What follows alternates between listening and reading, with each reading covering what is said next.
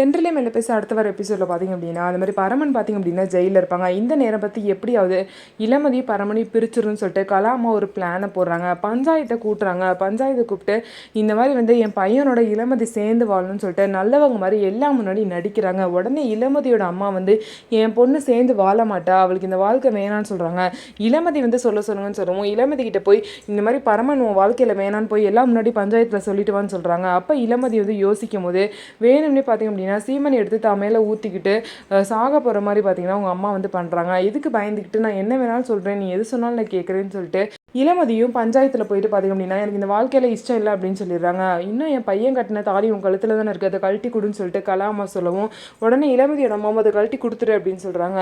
So இளமதியும் தாலியை கையில் வந்து எடுக்கிறாங்க. ஸோ அந்த தாலியை வந்து கழட்டி கொடுத்துருவாங்களா, என்ன நடக்க போகுது, பரமனும் இளமதியும் கலாமா பிரிச்சிருவாங்களா, என்ன நடக்க போகுதுன்னு சொல்லிட்டு வெயிட் பண்ணி பார்க்கலாம். நம்ம வீடியோ உங்களுக்கு பிடிச்சிருந்தா நம்ம வீடியோவை லைக் பண்ணிக்கோங்க. மறக்காமல் நம்மளோட சேனலை சப்ஸ்கிரைப் பண்ணிவிட்டு பாருங்கள்.